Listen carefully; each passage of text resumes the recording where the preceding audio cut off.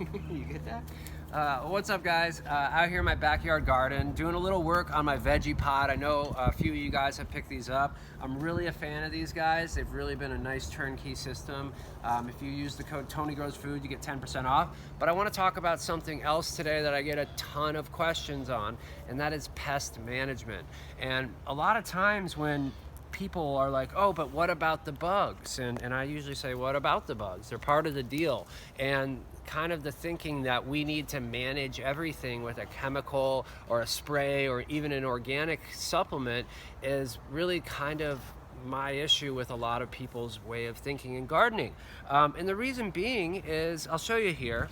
We've got some aphids that are really common on your brassicas. There's also different types like melon aphids, and you can get them on your nightshades and whatnot. But aphids are a problem crop, or a problem pest for a lot of crops. Now, aphids have natural predators, and usually when you have aphids, it's more of a symptom or a sign of a deficiency than an actual pest infestation. So if you're overwatering, for example, or these guys don't have enough nutrients to really have a good immune system, plants are just like us. So if you are eating McDonald's every day, you're probably going to be sick. Same with plants. If you're not feeding them, if you're not adding compost back to the soil, worm castings, mulching, you're probably going to have some issues with pests, because just like us, plants have an immunoresponse. And just like in the wild, the wolf is going to go for the sick, the old, and the young deer or animal. So plants are the same way. Your plants are really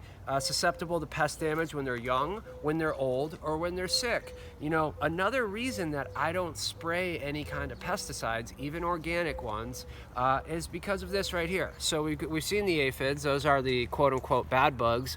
But here we have lacewings, and these are the lacewing eggs. Now, if you're just spraying indiscriminately, you're not going to notice that, and you're not only going to get rid of your aphid problem, but you're also going to get rid of your aphid solution, because these guys eat aphids. So, and another thing too is when these guys, when you kill them, you're not going to kill every single one, and they're going to reproduce, and they reproduce about twice as quick as something like a lacewing or a ladybug.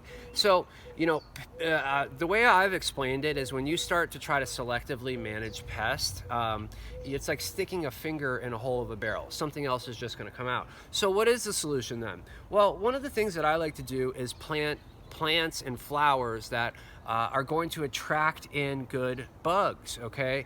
Things like zinnias, things like calendulas, things like marigolds, even things like mustard greens tend to attract the pest first before your kale or your broccoli, so they call that a trap plant. You know, other than that too, is I really like to let it go, because like we've got on the same 1 square foot area, we have the prey and we have the predators. So, you know, and I haven't really been taking care of that this much. And another good way to manage your pests is simply to harvest your food and not plant too close. And one of the reasons for that is that if you've got all these little nooks and crannies here, bad bugs can actually hide in those, and the good bugs can't find them. So, you know, it's a shift of thinking for sure. But kind of our thinking, as we're seeing now with this whole crisis, is not working out so well for a lot of things, you know. So if we can shift our thinking and encourage all life, you know, and encourage things to be healthy